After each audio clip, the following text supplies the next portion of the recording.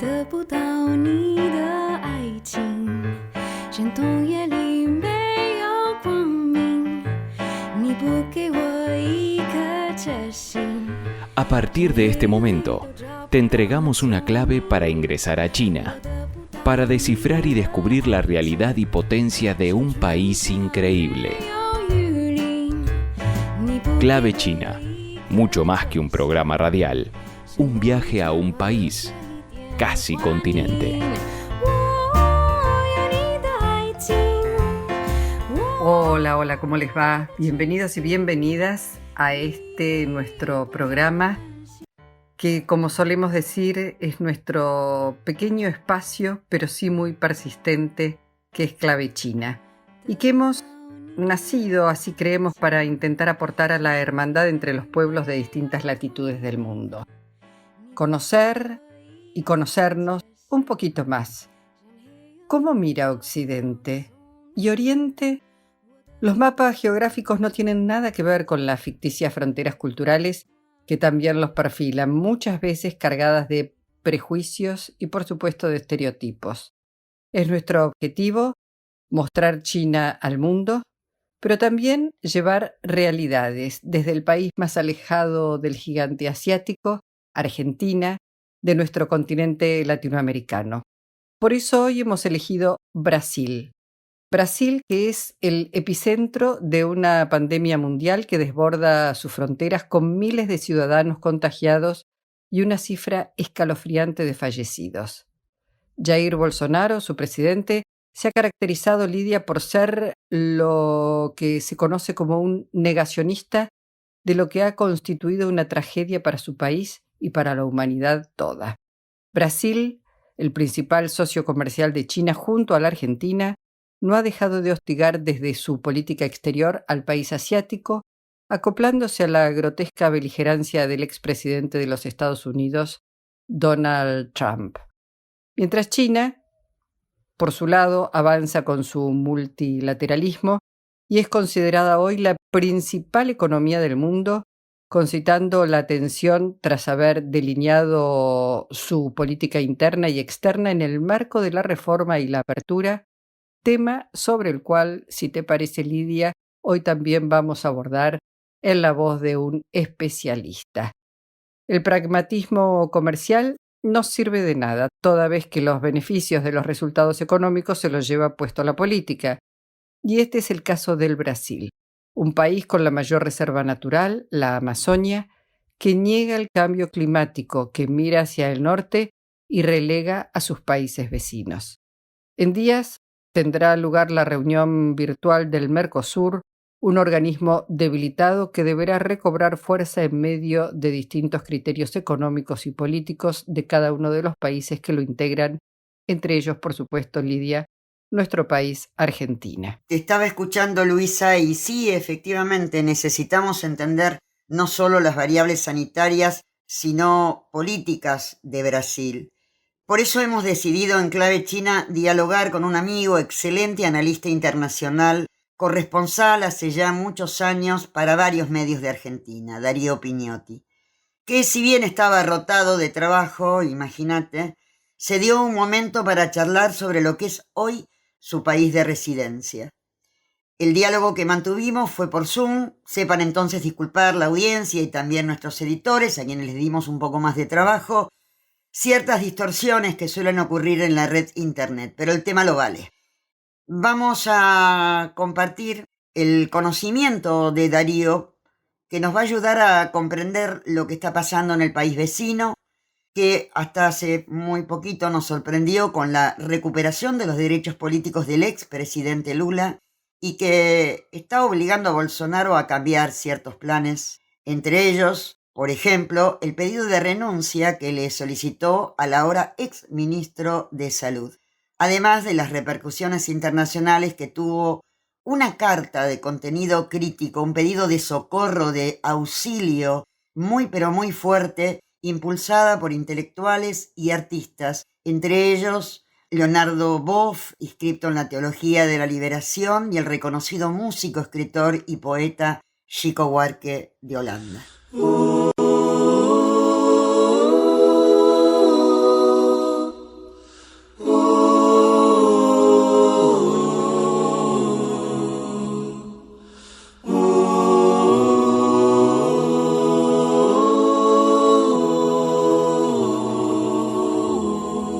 Clave china. Pai, afasta de mim esse cálice. Pai, afasta de mim esse cálice. Pai, afasta de mim esse cálice de vinho tinto de sangue. Pai, afasta de mim esse cálice. Pai, afasta de mim esse cálice. Pai, afasta de mim esse cálice de vinho tinto de sangue. Como beber dessa bebida amarga, tragar a dor, engolir a labuta. Mesmo calada a boca, resta o peito. Silêncio na cidade não se escuta. De que me vale ser filho da santa? Melhor seria ser filho da outra. Outra realidade menos morta. Tanta mentira, tanta força bruta. Pai, Pai, afasta de mim esse cálice. Pai, afasta de mim esse cálice. Pai, afasta de mim esse cálice de vinho tinto de sangue. Como é difícil acordar calado, se na calada da noite eu me dano. Quero lançar um grito desumano, que é uma maneira de ser escutado. Esse silêncio todo me atordoa. Atordoado eu permaneço atento, na arquibancada pra qualquer momento ver emergir o monstro da lagoa. Pai, Pai, afasta de mim esse cálice. Pai, afasta de mim esse cálice. Pai, afasta de mim esse cálice de vinho tinto de sangue.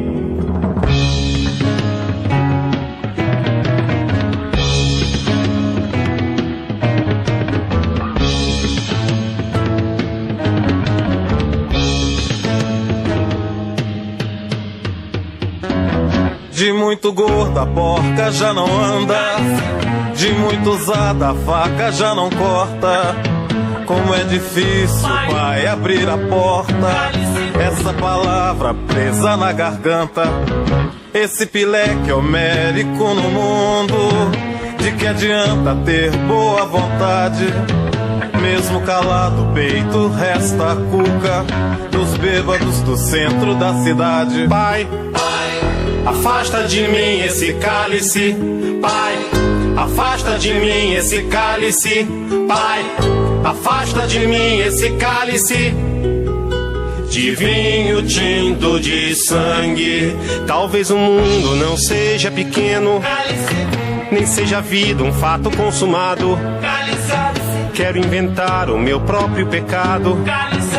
Quero morrer do meu próprio veneno. Quero perder de vez tua cabeça, minha cabeça perder teu juízo. Quero cheirar fumaça de óleo diesel, me embriagar até que alguém me esqueça.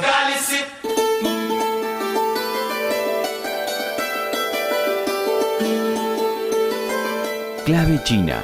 Y después de escuchar este tema del gran músico, poeta y compositor Chico Buarque de Holanda, pienso en esta gran metáfora que sigue siendo esta canción, Cálice, nacida desde el dolor y la persecución durante la dictadura que tuvo lugar desde 1964 a 1985 en Brasil y que le valió el exilio a Buarque, una metáfora vigente para el Brasil de hoy y válida para nuestro país a pocos días de conmemorarse el terrorismo de Estado que nos dejó con 30.000 desaparecidos. Para todos los que luchan, nuestro recuerdo y por más memoria, verdad y justicia. Lidia, lo prometido, seguimos hablando de Brasil. Así es, Luisa. En este caso se trata de una carta, un llamado urgente impulsado por decenas de intelectuales y artistas dirigida a los principales organismos internacionales. Términos como genocidio, un país convertido en una cámara de gas abierta, un Brasil devenido en un peligro mortal planetario. Hola Darío, ¿cómo estás? Gracias por atendernos y por mantener este diálogo. Contame de qué se trata este pedido prácticamente de socorro. Y varios intelectuales y religiosos, cuando escribe el teólogo Boff en Brasil o cuando se pronuncia, muchos interpretan, no en clave china, sino en clave religiosa, que está expresándose de alguna manera el Papa Francisco. Como sabes, el teólogo de la liberación, Leonardo Boff, es consultor de Jorge Bergoglio, el Papa argentino. Tuvo una participación nuclear en la elaboración y en las tesis del Concilio del Vaticano sobre la Amazonia. Y en este caso también, no porque esté el Papa hablando, cuando se pronuncia Boff de esta manera, puede ser entendida como la expresión del catolicismo progresista y el catolicismo bergogliano. Como dicen los que saben del mundo vaticano, no todo el Vaticano es bergogliano, pero sí una parte de la Iglesia latinoamericana lo es. En esa carta, como bien decías, Lidia, el SOS lanzado a la opinión pública mundial y a Naciones Unidas y al Tribunal Penal Internacional describe lo que ocurre en Brasil como si fuera una reedición, un ayornamiento de los campos de concentración hitlerianos de mediados del siglo pasado. Por eso usa una expresión tan rotunda como que Brasil es una suerte de cámara de gas a cielo abierto con 212 millones de personas que están expuestas a un virus diseminado de manera incontrolable, una cepa surgida en la Amazonia, también conocida como cepa P1, en el norte de Brasil, pero que ya está haciendo estragos en los estados del sur del país. Esto es, en Río Grande do Sul, en Santa Catarina, un estado muy visitado por turistas argentinos que viajan a Florianópolis, y en Paraná, otro estado que es fronterizo con Argentina a través de la triple frontera. En todo caso, lo que cuenta aquí es que en esta carta se dice que Brasil se ha convertido en una amenaza para la humanidad, porque con 17.000 kilómetros de fronteras, lo que ocurra allí no es ajeno a ninguno de los 10 países lindantes con el gigante sudamericano. Discúlpame, Darío, la interrupción. Estás hablando de una frontera que limita con 10 países. Acá en Argentina se han impuesto restricciones hace algunos días, pero algunos científicos insisten que son insuficientes estas medidas y están solicitando, ante el riesgo de la diseminación de la nueva cepa, el cierre total de la frontera, a pesar de que el Ministerio de Salud lo considera innecesario todavía. Hay que decir, sí, que se han tomado medidas, pero no el cierre total de las fronteras. En el caso de Brasil tiene motivaciones justificadas,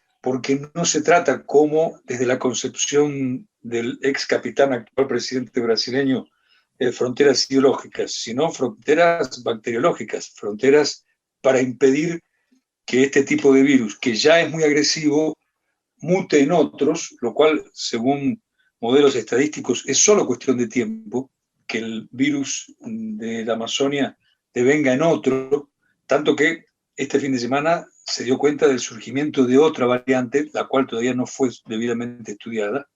Y en el caso, por ejemplo, de los límites con Bolivia, que son más de 3.000 kilómetros, la frontera entre Brasil y Bolivia tiene la extensión equiparable a una frontera muy famosa en el mundo, muy polémica y muy tensa, que es la frontera entre Estados Unidos y México. Solo la frontera de Brasil con Bolivia es como la de Estados Unidos y México.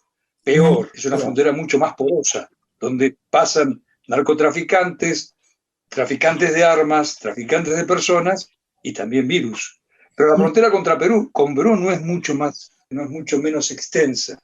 Con Venezuela son 2.200 kilómetros de fronteras también amazónicos. Con Colombia son 1.600. De manera que Brasil es una amenaza a la humanidad. Algo que también preocupa a los países hegemónicos, preocupa al Departamento de Estado norteamericano, aquel gobierno que fuera durante la gestión de Trump socio casi carnal de Bolsonaro. Con la nueva gestión demócrata, a través del secretario de Estado, expresaron su preocupación por este vector, por esta vertiente surgida en Brasil, que ya está en Estados Unidos. Ya hay infectados con esta bacteria en Estados Unidos.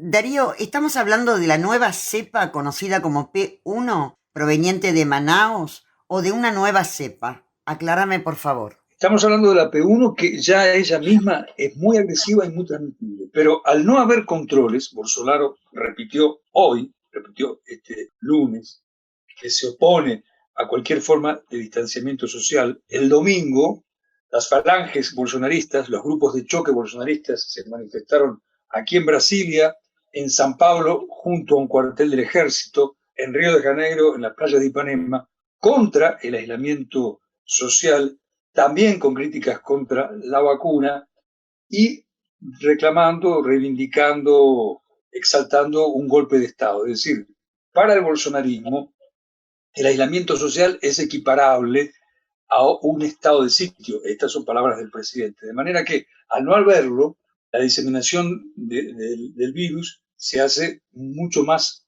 se facilita mucho más, y con ello la probable mutación en otro tipo de virus. Si ya no es sencillo contener a este, el que pudiera surgir, y ahí está lo que indican algunos modelos, algunas proyecciones surgidas de modelos estadísticos, pudiera ser tal vez rebelde a cualquier tipo de vacuna. Y no estamos hablando de hipótesis a años, estamos hablando de hipótesis contadas en meses. En menos de un mes han renunciado 2 ministros de salud en Brasil. ¿Cuál es la motivación de este nuevo cambio en un área tan estratégica en medio de la pandemia? Justamente, el ministro de Salud General en Actividad, Eduardo Pazuello, es una víctima del virus y de las políticas aplicadas frente al virus. Bolsonaro comenzó a perder credibilidad y también popularidad, no de manera precipitada, sigue siendo un fuerte candidato a la reelección en los comicios de octubre del año que viene. Claro que para octubre del año que viene faltan 15 años políticos, falta muchísimo tiempo, pero hoy por hoy Bolsonaro es un postulante con firmes chances de ser reelecto.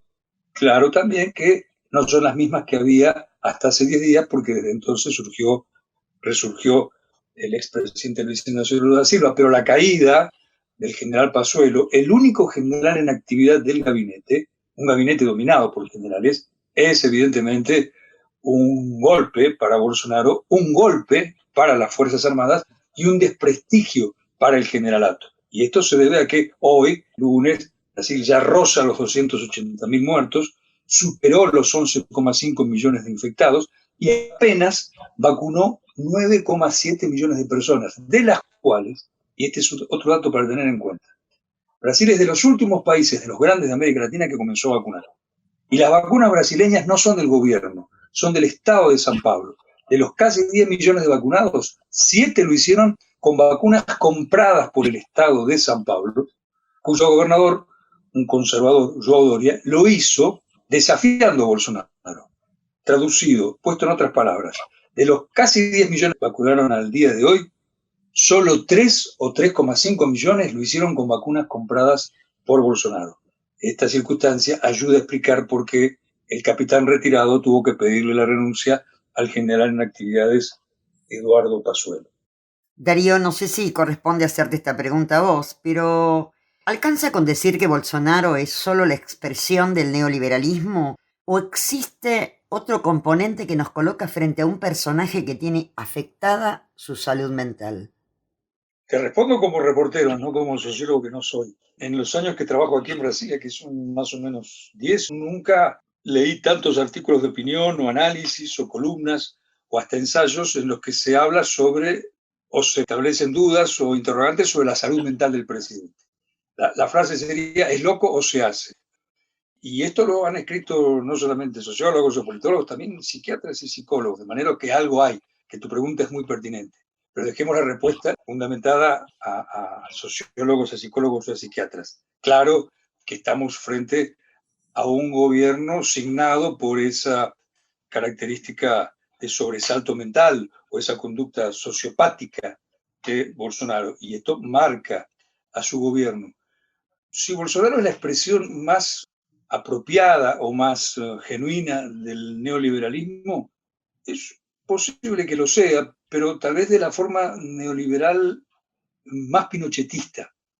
No pierdas de vista que es un superministro de Economía, es un pinochetista que trabajó en la dictadura chilena en los años 70, que es Paulo Guedes, y que hasta hoy reivindica a Paulo Guedes. Y Bolsonaro es un pinochetista de paladar negro, al punto que en su primer visita a América Latina, que no fue a Argentina, rompiendo una tradición que data desde 1985 en todos los gobiernos democráticos, sean de izquierda, de derecha neoliberal o de centro, Bolsonaro, al visitar Chile, hizo una reivindicación de Pinochet tan grosera que el propio neopinochetista, o como quiera llamarlo, más que conservador, Sebastián Piñera, lo llamó a la corrección, lo corrigió siendo que él era su anfitrión. Y pocos después, Bolsonaro se solazó al evocar las torturas que llevaron a la muerte al padre de la expresidenta chilena, Michelle Bachelet, actual comisaria de Naciones Unidas en Derechos Humanos, del Consejo de Derechos Humanos de Naciones Unidas, y una vez más, Piñera, insisto, alguien que en su hora fue un empresario vinculado o simpático o que convivió amablemente con Pinochet, también lo corrigió. De manera que Bolsonaro es un pinochetista cabal, más entonces diría que solo un neoliberal, o un neoliberal a la Pinochet. ¿Acaso Bolsonaro sea la mejor encarnación del Brasil postdemocrático? El Brasil sociológico, el Brasil cultural, el Brasil emocional, el Brasil de los deseos democráticos, el Brasil que comienza a emerger con las marchas fanáticas en pos del derrocamiento de Dilma Rousseff, y en aquel momento nosotros tratábamos de contarlo en nuestras crónicas acerca de lo sorprendente que era la cantidad de participantes en esas marchas, años 2015-2016, que reivindicaban el golpe militar. Algo que obviamente los aliados de ese golpe, como la cadena predominante Globo, lo soslayaban, pero era algo que nosotros veíamos constantemente. La reivindicación del golpe militar.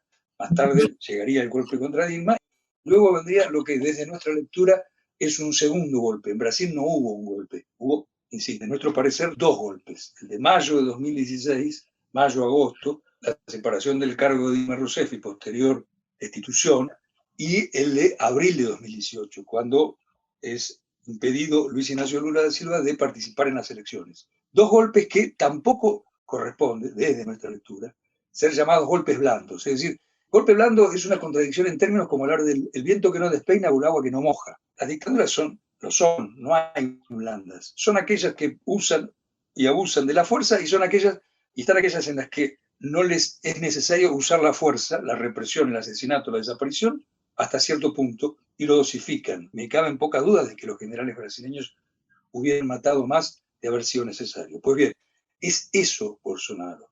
Es la encarnación, la corporización de ese Brasil que se solaza en el racismo, que lo expone, que no tiene miramientos en decir que sí, los negros no nos caen bien, que sí, no somos todos iguales, que hay que ir a la playa sin barbijo porque los que se contagian son los viejos y no nosotros, y si nosotros nos contagiamos no llevaremos las de perder. El Brasil de la utopía, ni te diría de la utopía americana, te diría la utopía en Miami.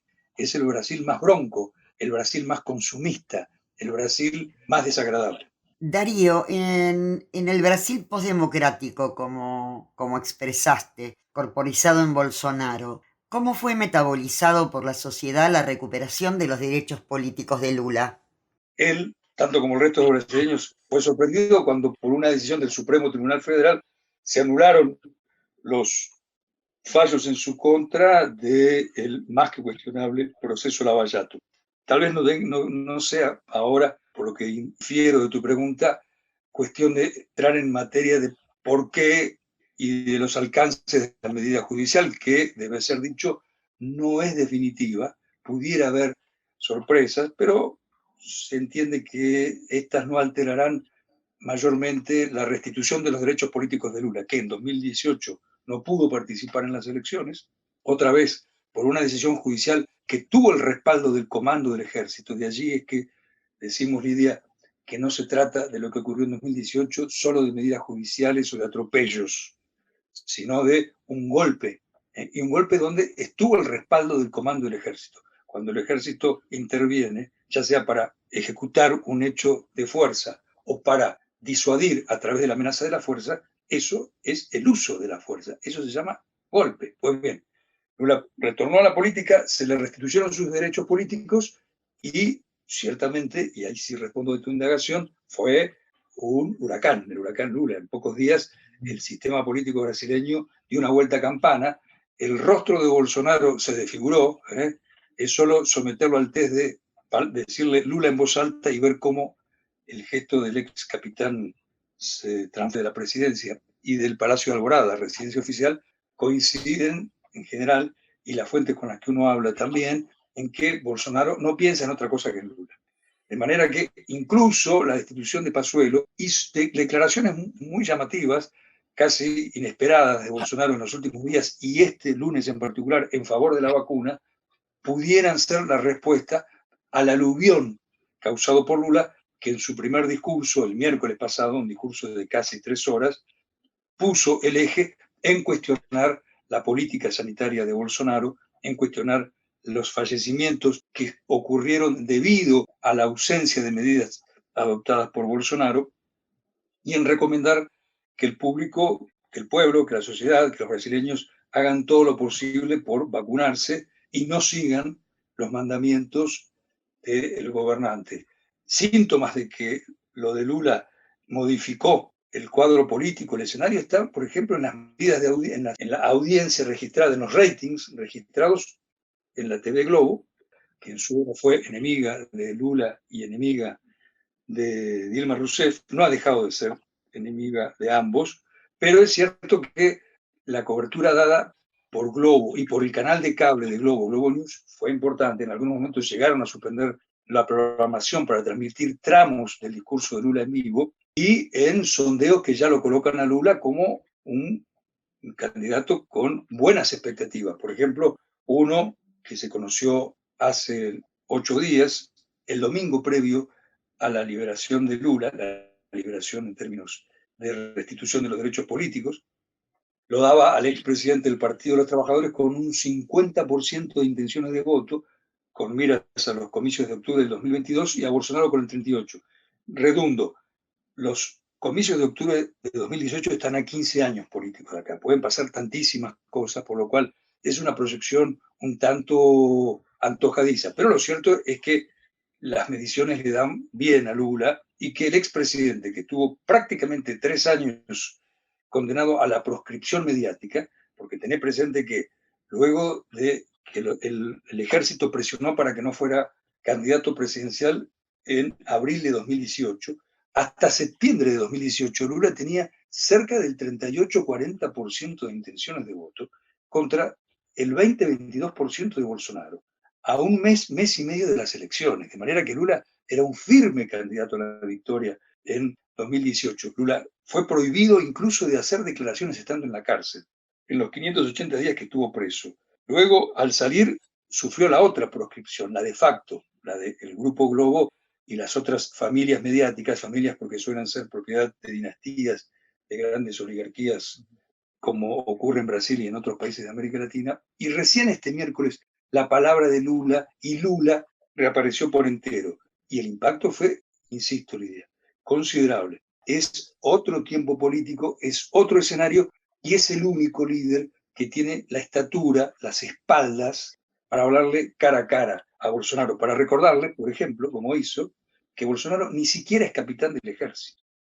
En realidad, Bolsonaro es un teniente que pasó menos de 15 años en la milicia y que fue jubilado por orden de la justicia militar brasileña en la segunda mitad de los años 80 del siglo pasado, luego de haber sido encontrado culpable de organizar atentados terroristas en cuarteles del ejército brasileño. Bueno, muchísimas gracias, Darío, por esta charla, por este diálogo. En nombre de Luisa Balmagia y mío, muchísimas gracias, y esperamos que la situación de todo corazón y con sinceridad mejore y evolucione a favor de nuestros hermanos brasileños. A la orden para cuando quieran otro diálogo. Un abrazo. Clave China. El que tenga confusión que se confunda, el que quiera claridad que venga a ver. Cuba, un país pobre y bloqueado, Comenzará a vacunar a su población en abril sin pedir nada a nadie, con una producción de 4 vacunas diferentes. Una de ellas en gotas. Actualmente hay 100 millones de dosis en desarrollo. Se estima inmunizar a todos sus habitantes en el año 2021, además de ayudar a todos los países de bajos recursos. Desde hace más de 50 años está bloqueado, pero sus habitantes no les falta salud ni educación. Durante la pandemia se han focalizado en cuidar a su gente. Gracias a esto tienen los índices más bajos de infectados y muertes en Latinoamérica. Cualquier turista que visite la isla podrá vacunarse. Son unos fabulosos Cadillac.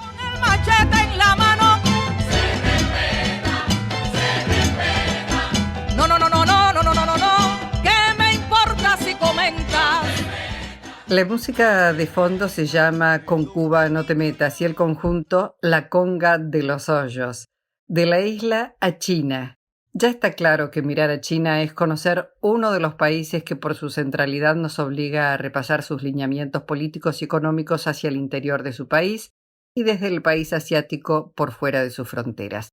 En el marco de la reforma y la apertura, la opinión de expertos, sus valoraciones en esta nueva propuesta que nos trae Radio Internacional de China de habla hispana sobre el mayor evento político del año, conocido como las 2 sesiones concluidas la semana pasada, pero que definirán, me animo a decir, algunos movimientos estratégicos en el mundo. Lo escuchamos.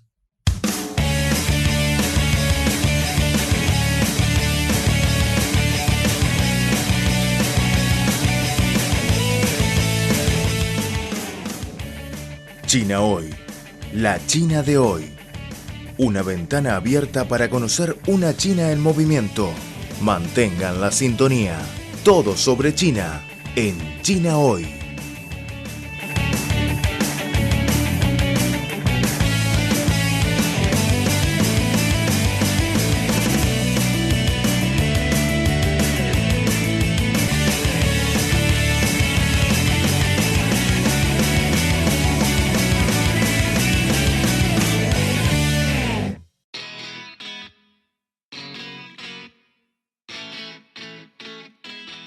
Hola amigos de Radio Internacional de China, bienvenidos al programa especial de las 2 sesiones. Liliana Yang les saluda desde nuestro estudio en Beijing. Estos días se celebran en la capital china la Asamblea Popular Nacional y la Conferencia Consultiva Política del Pueblo Chino, conocidas brevemente como las 2 sesiones. Como plataforma para la publicación centralizada de las señales políticas de China, las 2 sesiones anuales son una ventana importante para que el mundo observe a China. En los siguientes minutos vamos a conversar con 4 expertos de países latinoamericanos. ¿Cómo ve este evento político que atrae tanto las miradas nacionales como mundiales? ¿Cuáles son sus expectativas y focos de atención para las 2 sesiones de este año? Les invitamos a escuchar China hoy.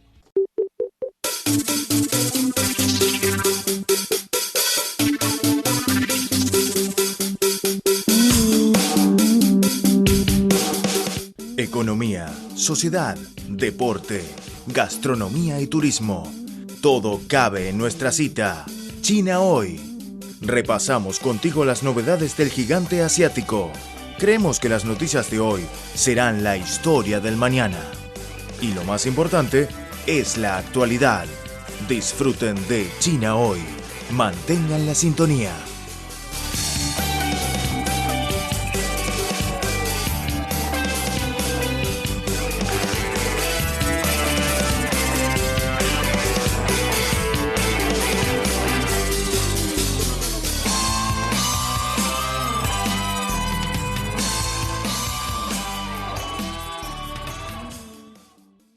Como hemos mencionado anteriormente, las 2 sesiones son la Asamblea Popular Nacional y la Conferencia Consultiva Política del Pueblo Chino.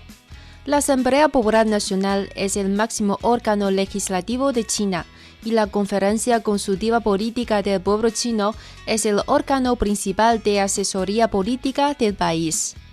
Durante las dos sesiones, los representantes elegidos por el pueblo chino transmiten las informaciones y demandas recopiladas y organizadas del pueblo al máximo órgano legislativo. El señor Héctor Villagrán Cepeda, director adjunto del Centro de Lengua y Cultura Latinoamericana de la Universidad de Lengua y Cultura de Beijing y exministro de Transporte y Obras Públicas de Ecuador, valora altamente las dos sesiones y comenta que este sistema tiene muchas ventajas. Pienso que las dos sesiones son un puente entre la población a través de sus representantes y el liderazgo.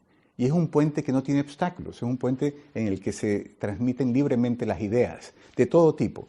Entonces pienso que el sistema está funcionando muy bien y le permite a China avanzar en un esquema de gobernabilidad, porque nosotros que venimos de Ecuador somos una nación de 15 millones de habitantes, vemos a China como una nación de 1.5 billones de habitantes y decimos cómo pueden organizarse, cómo pueden tener suficiente trabajo para todos, cómo puede haber suficiente alimentación para todos, cómo podrán lograr en muy poco tiempo tener el mismo número de graduados universitarios que toda la población de los Estados Unidos. Entonces China está creando una masa crítica fundamental para el avance, no solo de China, sino de la humanidad.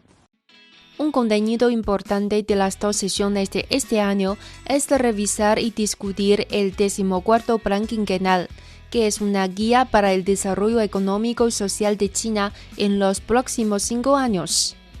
El 14º Plan Quinquenal tiene 6 principales objetivos sobre el desarrollo económico, la reforma y la apertura, la etiqueta social, la civilización ecológica, el bienestar de las personas, etc. De acuerdo con la señora Lidia Patricia Castillo Amaya, abogada y miembro titular del Tribunal Sancionador de la Defensoría del Consumidor de El Salvador, el Plan Quinquenal de China ha hecho contribuciones al rápido desarrollo de este país. El plan quinquenal es muy interesante, es una forma de planeación estratégica del gobierno chino y es importante que se dé este tipo de evaluación de mediano plazo.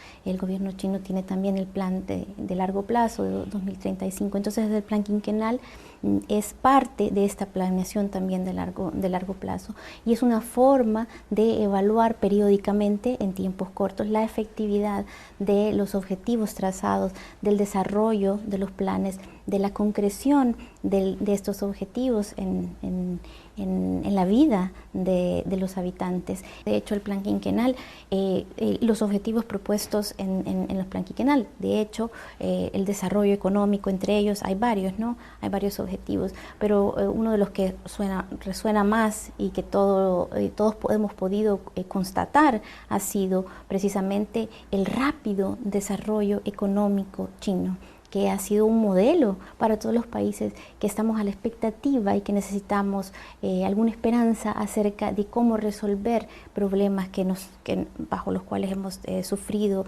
mucha pobreza, atraso y realmente hemos sufrido condiciones sociales difíciles como países como el mío, El Salvador. Por lo tanto, es muy interesante ver cuál ha sido la experiencia china en cuanto a poder planificar estos proyectos y obtener resultados.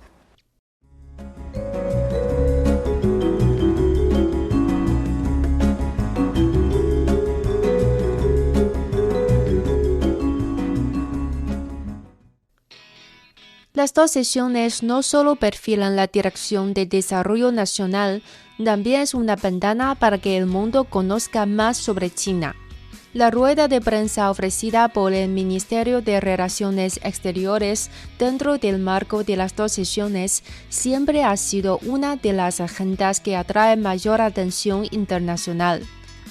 Durante la conferencia de prensa, el canciller chino Wang Yi se reunió con los periodistas y contestó las preguntas de mayor interés de los medios extranjeros y nacionales sobre la política exterior y las relaciones diplomáticas de China.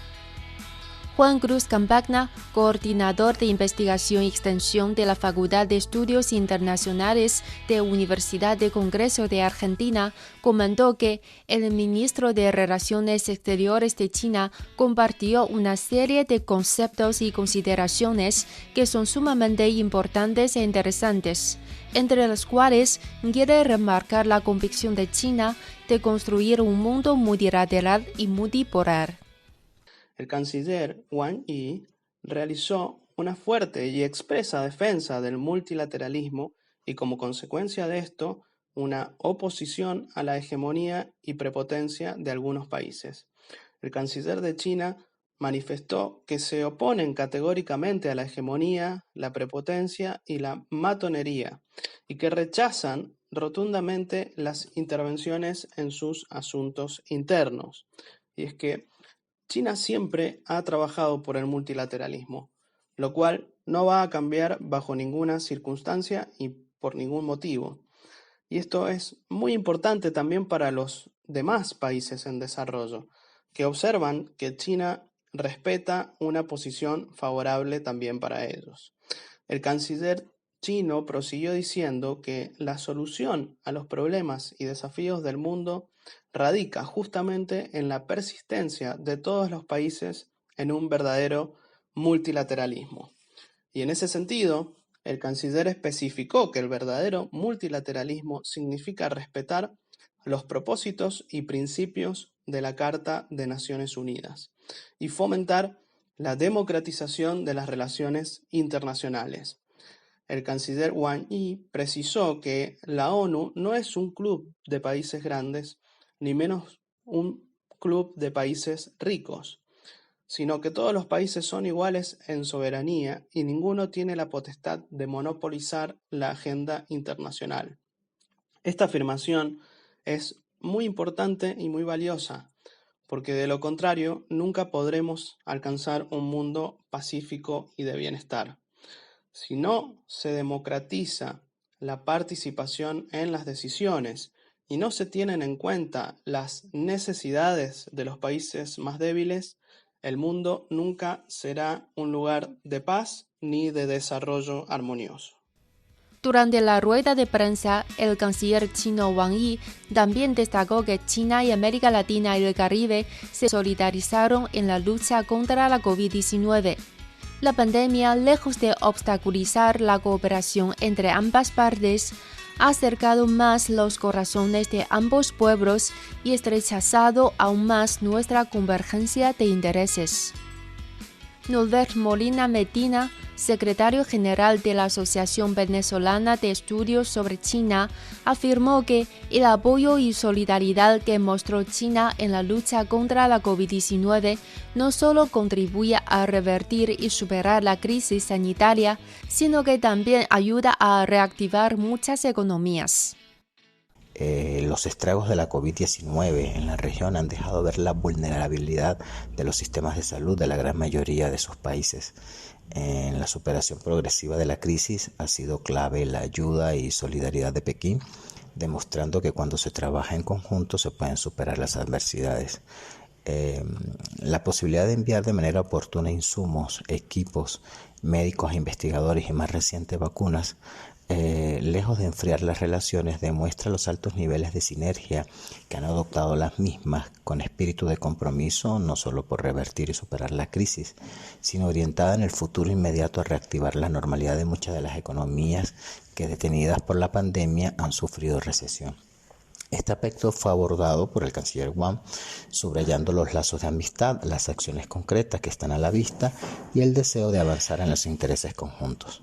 En particular, Venezuela ha recibido más de 550 toneladas de insumos médicos provenientes de China para atender la emergencia sanitaria, un mecanismo que se activó desde mayo de 2020 y que da cuenta de las posibilidades existentes en esta área de la cooperación. En palabras del canciller, cito, la China de hoy necesita conocer mejor al mundo y el mundo a China también. Ese creo que es el reto que desde Occidente debemos seguir cultivando. Y la celebración de estas dos sesiones pues son una oportunidad para avanzar en la comprensión de su sistema político y de los alcances que tendrán las decisiones tomadas para los próximos años.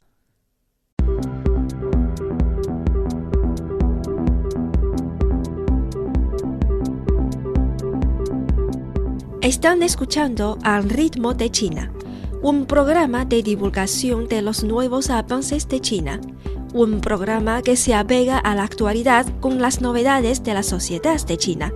También es un tiempo de radio dedicado a los análisis de las noticias, toda la actualidad bajo la óptica china.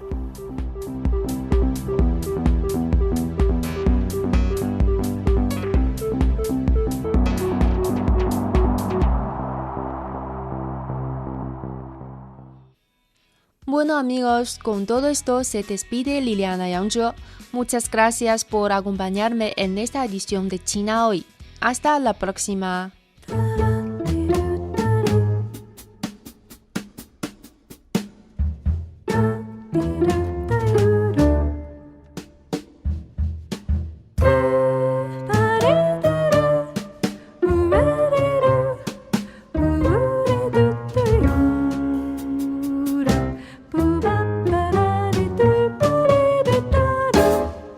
Clave China.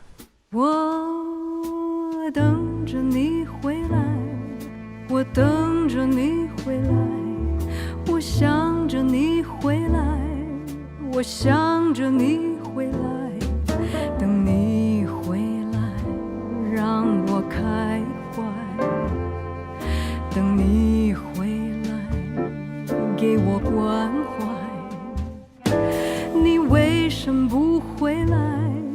你为什么不回来？我要等你回来，我要等你回来，还不回来，春光不再，还不回来，热泪满腮，梁上燕子一回来，听见春花为你开，你为什么不回来？你为什么不回来？我要等你回来，我要等你回来，等你回来，春花不再，等你回来，热泪满腮。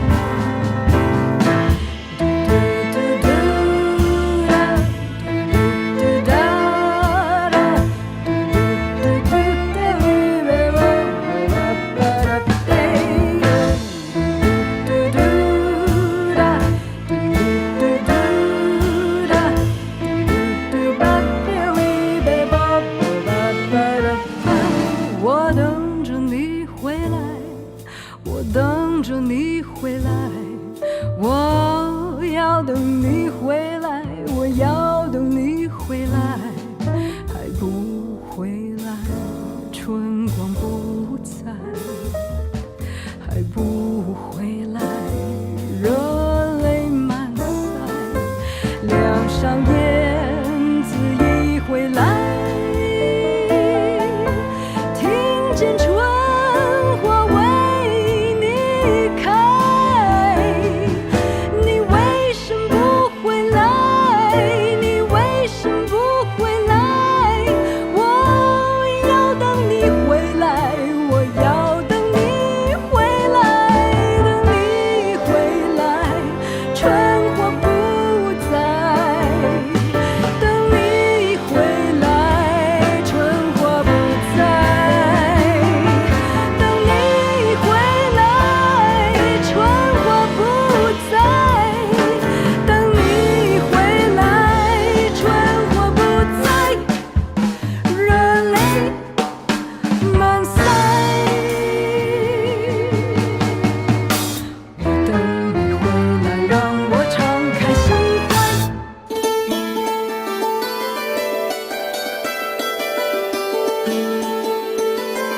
Luisa, ya nos despedimos. Impresionante el ejemplo de Cuba, que recién con tu voz nos traía esa generosidad, esa política profundamente humana, y que me hace preguntar en voz alta cuál es la razón por la cual no podemos comprarle vacunas a Cuba, que está produciendo, como bien nos recordabas, 100 millones de dosis, además de la voluntad de ayudar a los países con menos recursos. Vuelvo a preguntar, ¿cuál es la razón por la cual no podemos comprarle vacunas a Cuba? ¿Nos lo impide Estados Unidos con su bloqueo que lleva más de medio siglo? Aún así, en esta situación extraordinaria, esperemos que Brasil, que hoy lo tuvimos en el programa para conocer esta realidad que es dramática y sobre la cual miles de ciudadanos están pidiendo prácticamente socorro, se solucione.